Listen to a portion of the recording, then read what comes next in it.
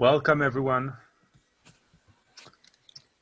Welcome everyone to this session dedicated to recent research on DMT. I'd like to thank every one of you for joining us, and also thank the Open Foundation for organizing the ACPR conference online despite the many difficulties we've all had to face during this pandemic. I also like to note that this session is also sponsored by the ALIUS Research Group, to which both speakers and myself belong, as it happens. And so if you want to find out more about ALIUS and our activities, you can head out to our website, www.aliusresearch.org. So today's session is all about dimethyltryptamine, or DMT. And our first speaker is Christopher Timmerman. So Chris recently completed his PhD at the Center for Psychedelic Research at Imperial College London. And as part of his doctoral research, he has conducted groundbreaking studies on the effects of DMT in the human brain. So his studies has combined EEG and fMRI, as well as semi-structured interviews to investigate fine-grained correlations between brain activity and the subjective effects of DMT. And today he will be talking to us about how we can map immersive states of consciousness focusing on DMT and the human brain. Over to you, Chris. Thank you, Raf. Nice to see you. I'm gonna share my screen. Okay, please let me know if everything is okay. Yeah, sounds good. Great. So I'm gonna talk about our research, our findings, an update on them, and involving DMT, the neuroscience, the phenomenology broadly, and its therapeutic potential, and also at the end how it compares to other serotonergic psychedelics based on the current evidence. So yeah, okay, here we go. So in terms of the relevance of DMT for consciousness research, we can broadly start by the phenomenology. What do we know? What have we seen in our findings? DMT induces a state of immersive imagery, while at the same time generating a heightened sense of disembodiment or disconnection with the external environment. These leads us or brings us the notion that DMT generates a sort of a virtual space of sorts, or a world analog, in which the person is partially detached from sensory input. So the typical way in which people have DMT experiences is with eyes closed. They have a feeling that they have left the environment in which they are currently at, and they inhabit an alternate sort of space inhabited by beings, cities, spaces, scenes, and so on. So very similar to the idea of dreaming, when we're differentiated from the external environment in the same way. Nonetheless, we live a world of experience, an immersive experience, in which our constant inputs and output into the environment is replaced to some sort of virtual space or reality. These are some of the visual depictions of that space in our studies. These are sketches from our participants, as you can see, depicting these colorful worlds, these visions, these entities, and so on. So in our study, we've done consisting of two main legs. One, an EEG and a pilot study involving 13 healthy volunteers. It was placebo-controlled. We gave one dose of DMT and placebo, and we have different doses of DMT given to people. And our second EEG fMRI study, in which we had 25 healthy volunteers. We was placebo-controlled, each volunteer getting 2 doses, and all of them getting a medium to a high dose, 20 milligrams of fumarate DMT intravenously. So collectively, we've given more than 65 doses of DMT to people, and we mapped out things at temporal resolution, which gives the EEG at a good temporal resolution, and the combined temporal and spatial temporal resolution advantages of both EEG and fMRI. In terms of our results, we found that DMT induces this very strong reduction of the alpha wave all over the brain, and that this follows the intensity or the dynamics of the experience. So for those of you who are not necessarily that familiar with with what this alpha pattern means is the dominant brain rhythm that we have is particularly active when we are disengaged from the external world, when we are relaxed, when we have our eyes closed. When we open our eyes and visual input gets to the visual cortex, this rhythm goes down in a very significant way. And this rhythm has not only been found in the visual cortex, but also in auditory cortices and somatosensory cortices. So it's a broad signature of inhibition, if you will. So what happens with DMT is that this may be a signature of broad disinhibitory effects of sorts. And we see it all over the skull, not just in the visual cortex. Now, one of the things that we've done in this research in collaboration with Raph is how can we map this? How can we take experience a bit more seriously beyond a simple sort of questionnaire, which has severe limitations, and try to map into the dynamics of experience, how things flow, and how we can also generate a fine-grained idea of the different dimensions of experience. So this is an example of one of our volunteers, which allowed us to map this 3 different aspects: the bodily, visual, and the emotional progression of the experience. Our findings show that these lower frequency increases in the delta and the theta band were associated to visual components, as well as the complexity, a measure of entropy in the brain. For this, alpha power was accompanied inversely with this visual component, and beta power, the central component, which you can find here in the middle of the head, associated to somatic effects or bodily effects, which is a well-known effect in the literature. Another finding, this is analysis performed on our data by collaborators at the University of Toulouse, by using predictive processing approximation approaches, if you will, looking at cortical traveling waves. They found that DMT induces a very massive disruption of top-down or backward traveling waves, which possibly carry top-down predictions associated to this idea of the brain functioning as a predictive engine. And at the same time, increases in forward traveling waves associated to sensory input. So in a way, what DMT would be doing is subversing the usual way in which our perceptual experience is commanded, which is by our predictions of, or models of the world. And this is very much in line with Robin Carhart-Harris' model, the relaxed beliefs under psychedelics model. In terms of our fMRI findings, we found that DMT induces decreased integration in most of the canonical resting state networks, meaning the networks which are usually operating when we are wakeful in a normal sort of state of consciousness. The effect is much larger in what you might call higher order networks, or those networks which are associated to the ones that develop later in life and later in the evolution of human beings, these default mode networks and the frontoparietal networks, very much associated to decision-making and ideas associated to the sense of self, metacognition, and so on. However, we found some perseveration of function in sensory or low-level networks, these visual and the somatosensory networks. When we look a bit more in detail and we look at the association between networks, we find that there's a decreased connectivity between visual and somatosensory networks, those networks associated to the perception of the body and the movement of the body. We find increased connectivity between these high-level systems, more specifically the default and the frontoparietal networks, and an increased connectivity between sensory and high-level systems. So we find, if you will, a more globally integrated brain, but there are some nuance and some detail here which are quite interesting, especially this dissociation between sensory areas. When we look at global connectivity and the dynamics of global connectivity, we find that DMT induces a brain which is more globally interconnected generally, but more specifically, this hyperconnectivity is found which more enhanced again in this high-level networks, the default and the frontoparietal systems in the brain. And this follows the dynamic or the intensity of the experience. So here you can see in red those areas of the brain which is particularly enhanced. Interestingly enough, we associated these increases in global connectivity, and we also found there were decreases in global connectivity in this occipital pole areas.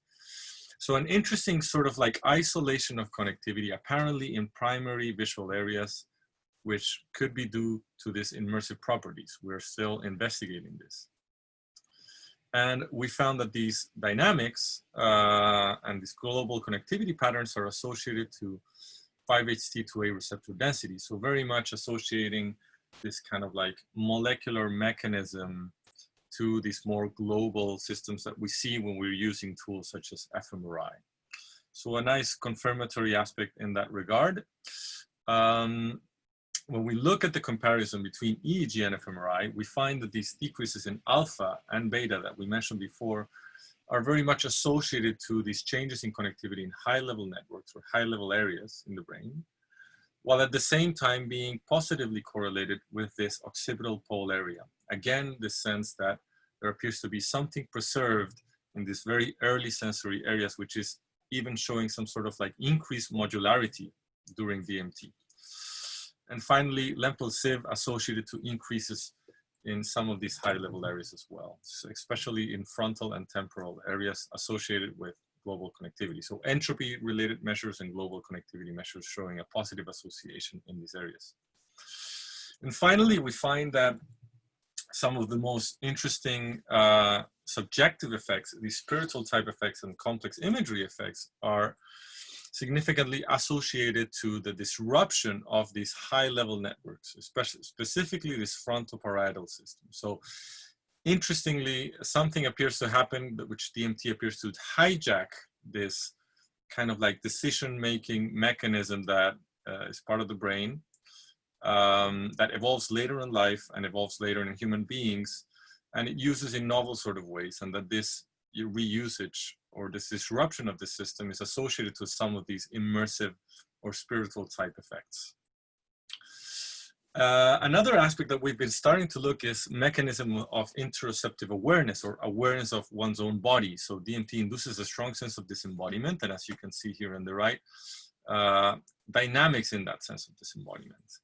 We have started to tap into some of those biological mechanisms, these mechanisms of disembodiment, by looking at the heart-brain relationship using these ERP or event-related potential measures. And we find that DMT disrupts this interoceptive awareness mechanisms in a significant fashion.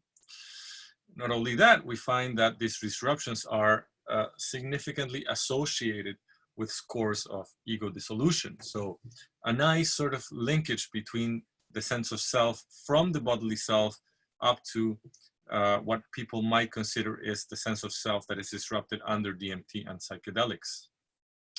And finally, our results in terms of mental health, we found that DMT reduces scores of depression and anxiety symptoms in these healthy volunteers. We find that these effects are stronger for people that show higher levels of symptomatology of depression and anxiety, meaning that potentially this can be used in psychotherapeutic settings. And finally, we find that these reductions in depression and anxiety are associated to mystical type or spiritual type effects. So very consistent with other psychedelics. So this leads us to generate the possibility of comparison with other psychedelics. And it appears that DMT uniquely induces these immersive and disconnection type effects, at least at regular doses. DMT appears to increase these lower frequencies in the delta and theta band, and the integration between these lower level networks, the somatosensory and the visual networks. And this appears to be fairly unique to DMT at normal doses. There's an open question whether or not this would happen at higher doses with psilocybin and LSD, of course. Yes, these are our collaborators, and thank you for your attention.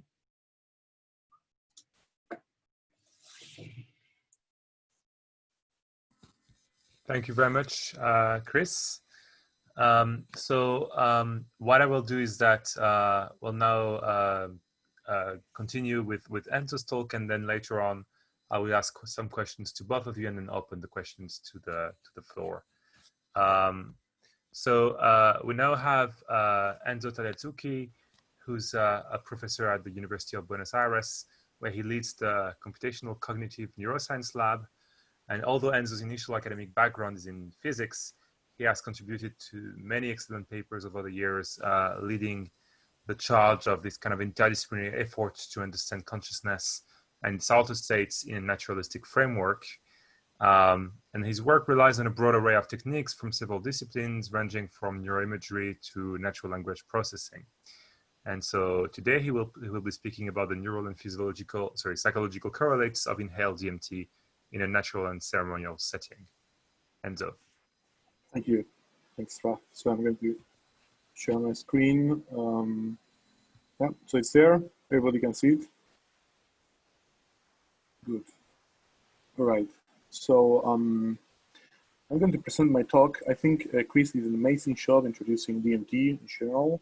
And also I think he presented what I believe are the most spectacular results about the neuroscience of the DMT state conducted in a laboratory setting, which is the usual paradigm we follow when we investigate these kind of compounds. So I'm going to show you a different perspective. I hope that in the following 10 minutes, I can convince you that there is something to it, so there is something that we could be missing by following the usual perspective.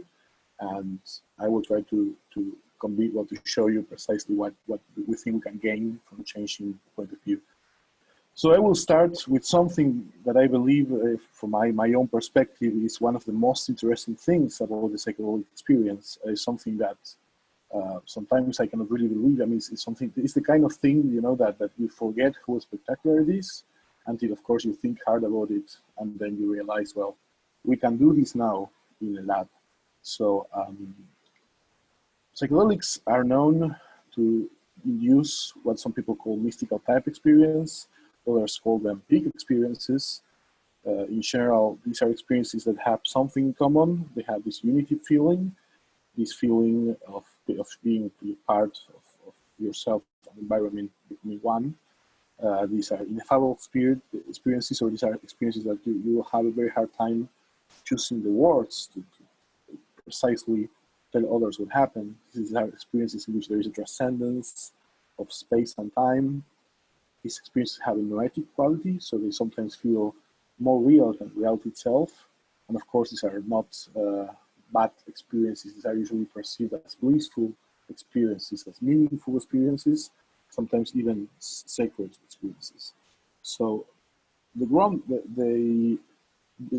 amazing work and the really groundbreaking work done by the Griffiths group showed us that these experiences can be induced in a robust way, also in a dose-dependent manner, in the lab. So if you choose carefully the environment, the setting, and you prepare adequately your subjects, then as the dose increase, you can get, according to a questionnaire, which was also perfected by the Griffiths group, you can get up to 80% of the participants having what you would consider a complete mystical experience. And this is interesting for somebody who is, well, for somebody like me who is interested in consciousness, because these experiences are not usual states of consciousness. These states of consciousness are very different.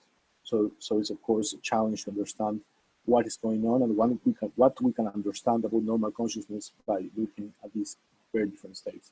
But also they are interesting from a clinical perspective, because we know that there are correlations between the likelihood of having a recovery from different conditions and the intensity of the mystical experiences. And actually, Chris just showed you some correlations in that direction. So this is something that it's become more and more established. So the way these experiences have been induced in the lab so far are usually by means of psilocybin, which is metabolized into psilocin, which is a compound that is orally active, although you can also, of course, apply it IV. And it's experiences that lasts for several hours, say, for example, 4 hours or a bit longer. And if you take, this is a very small change in the molecule, if you take this functional group and remove it, we have DMT, which is a very similar molecule, but you find it in different places. Actually, it's more ubiquitous. You find it, for example, in the leaves of Cichesa viridis, you have it in the bark of Mimosa hostilis, you have it in the grass, Phalaris grass, a grass that is present in every continent except Antarctica. So this is a very, very ubiquitous molecule. And the difference, of course, is that it's not orally active. So we know that you cannot simply take DMT and have an experience. And this is where the wisdom of indigenous people of the Americas kicks in, you know, and they have found ways to activate DMT. And of course, we all know this is usually called ayahuasca, and there is research about the effects of ayahuasca, excellent research coming from Brazil and from the group of the late Shirley Riva. And we know this has been investigated with quite some detail. But I'm not going to go in that direction. I'm going to go in the direction of a different kind of wisdom, the wisdom of the Western world. This is the wisdom called chemistry.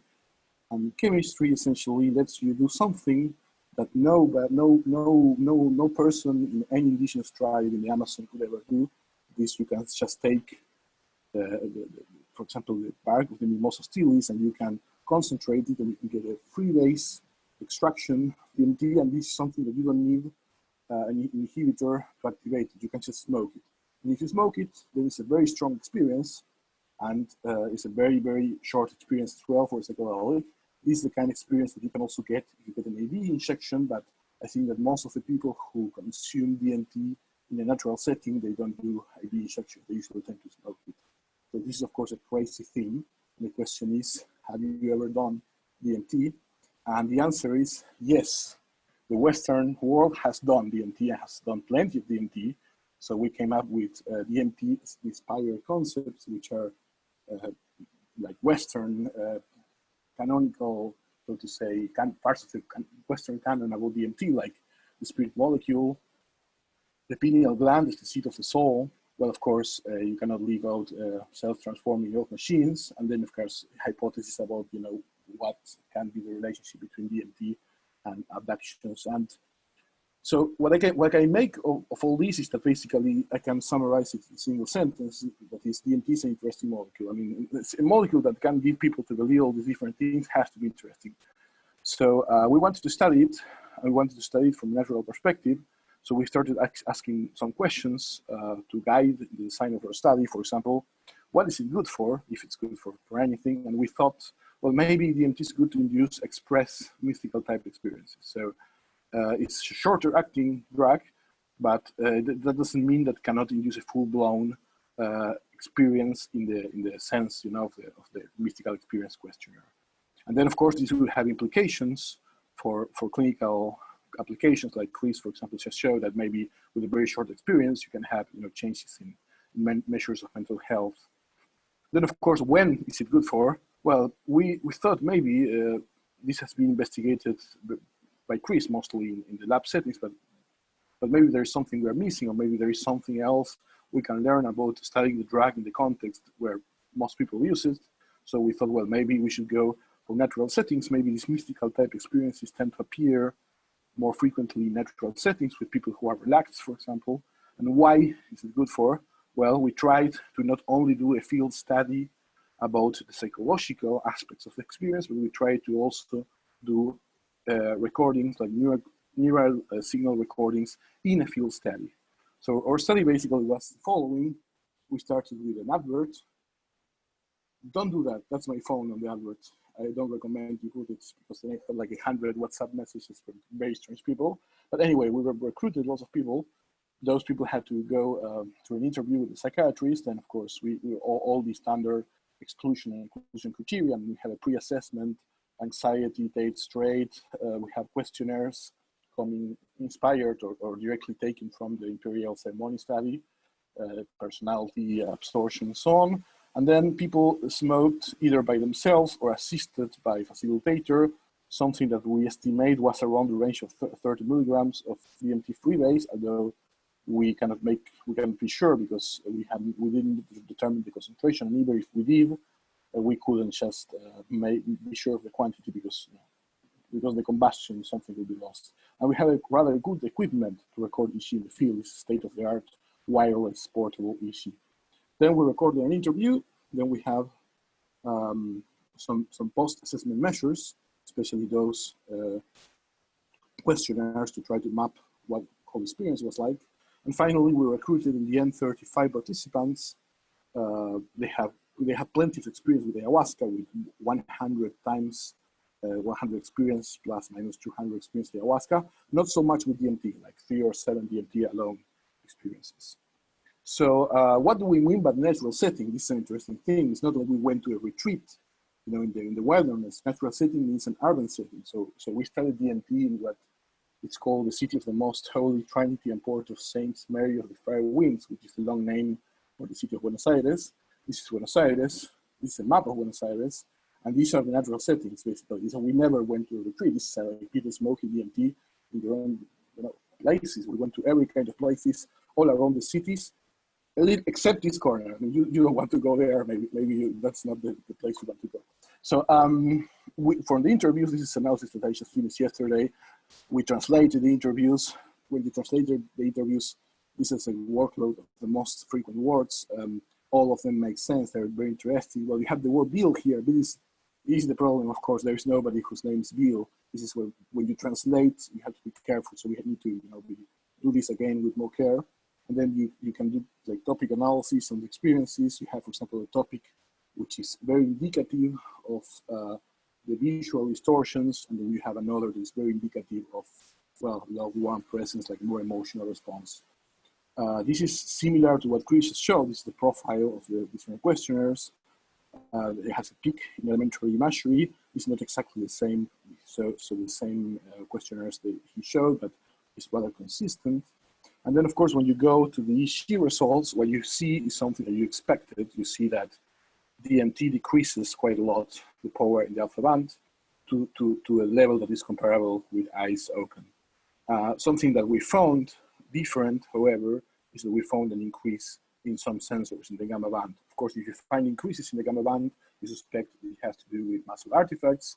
So we try to follow a rather conservative criterion. We try to reject as much subjects as we could, since we have plenty. Like we kept 29 subjects. We didn't find correlations between the gamma increases and the number of removed epochs and channels, but anyway, so this is still a possibility. So we did time frequency analysis. So we tracked over time how alpha band or alpha power, for example, starts to return to baseline after around 7 minutes. So what we found basically in summarize that alpha is recovering first in the front of the scalp, and then it's like a traveling effect to the back. And then we run, of course, correlations with the results of the psychometric questionnaires. We have correlations with some dimensions, for example, but the beta band has positive correlations in different scalp regions with the cognition component of the near-death experience questionnaire.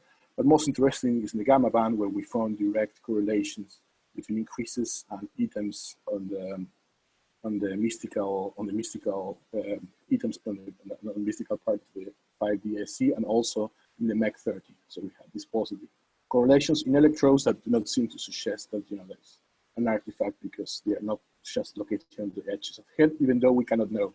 This is something that we have to be still suspicious. And then, of course, we have that the subject correlations, the neural correlations between the neural changes in the beta band and the gamma band, they do not appear randomly, but tend to be focused around the half of the experience if you map them using the time frequency analysis.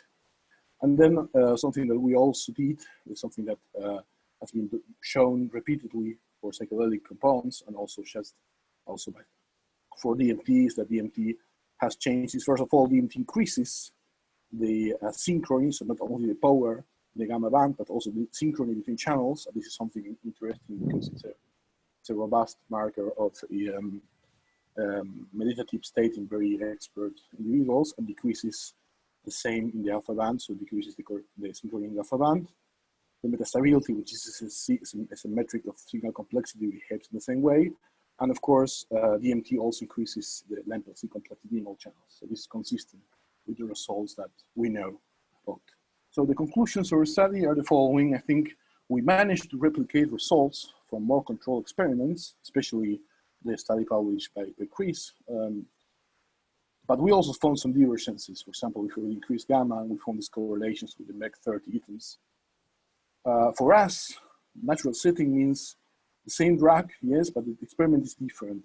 So I don't think it's correct to say that when you do these experiments, they are kind of a surrogate for a lab experiment, because I don't know, you find it hard to get an approval to use DMT. I think that's the wrong way to think about it. You have to think about this as a different kind of experiment. And if you want to answer the kind of questions you need a placebo and a very controlled setting to answer, then you cannot do this kind of experiment. I think it's different kind of thing. Our advantages are, of course, that we have a larger number of subjects, so you can recruit as many if you want. I think we stopped at 35, but we could have done hundreds, honestly. More relaxed, of course, and you have a variety of settings. But of course, another disadvantage is you have less control, and it's very difficult to rule out expectation effects. So sort of, we think of this as a new hybrid between what we usually call field research and lab neuroscience, because it has a bit of both. And we think this is valuable, and we want to apply this kind of procedure to investigate other drugs like microdosing, which we are in the process of doing already. This is interesting because microdosing, of course, we expect it to be influenced by the motivation of someone to do microdosing in order to become more creative.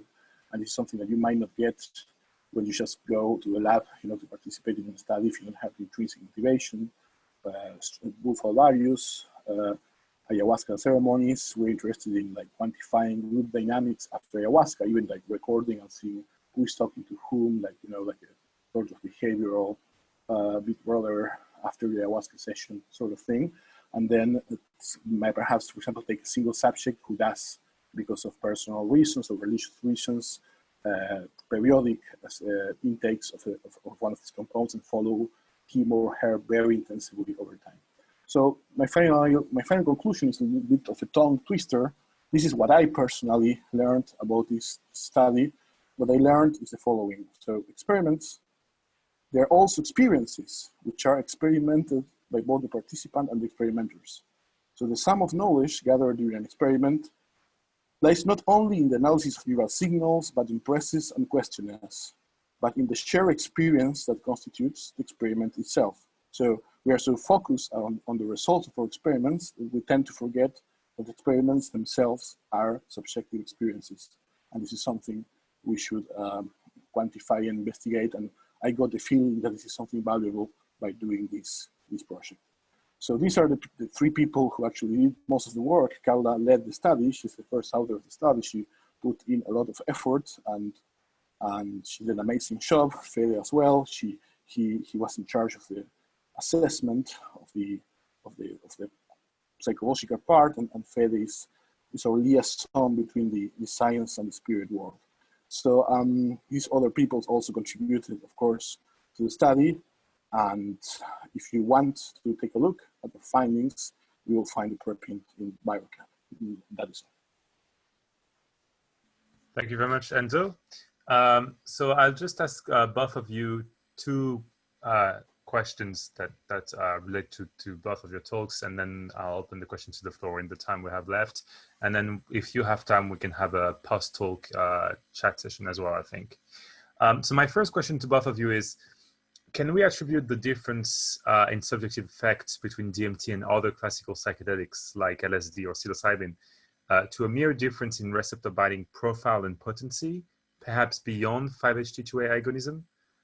Or is it more attributable to a specific cascade triggered by 5-HT2A agonism with DMT versus other drugs? I don't know. I could start by saying that the question of whether or not it is fundamentally different from the subjective effects, let's say, of high-dose psilocybin is not established. I think, from LSD, it makes sense. There are differences in receptor binding profile for sure, specifically around dopamine receptors. LSD appears to show higher affinity to that. But I would say that whether or not, if somebody takes high-dose psilocybin and you've somehow shaped that to have the same dynamics of DMT in time, it is plausible that people could have a similar experience. Then you have the actual pharmacokinetic effects. DMT is like a boom from which you're in and out. That shapes experience to a certain degree.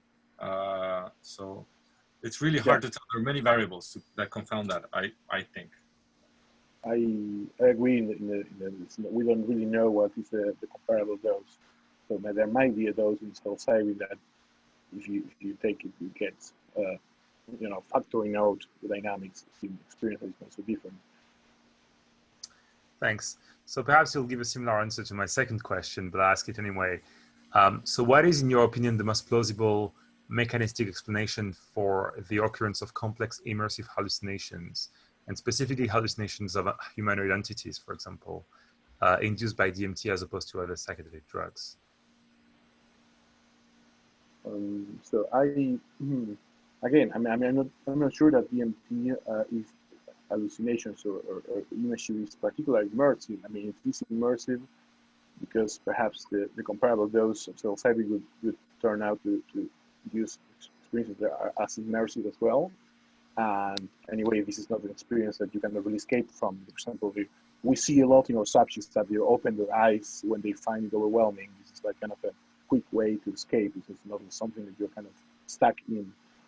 So I believe, my guess is that it's just an extrapolation of the effects of that other psychedelics cause in, for example, reducing inhibition and making it easier to spontaneous activity, access the stream of conscious perception, but in a much larger, intense way. I'm not sure that there's a different mechanism compared to other psychedelic drugs.